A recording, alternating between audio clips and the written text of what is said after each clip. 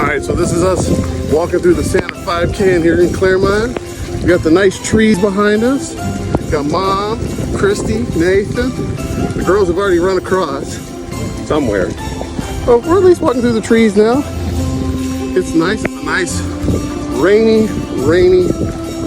event. But it's not so bad. Nathan complained about it a little bit, but you know, we just told him to keep it down, and he's fine now. He's fine.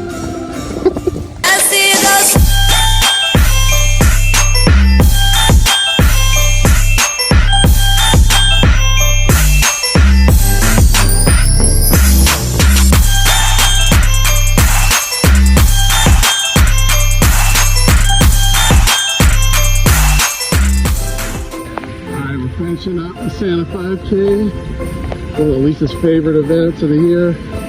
It's a cold, rainy day, but we love it.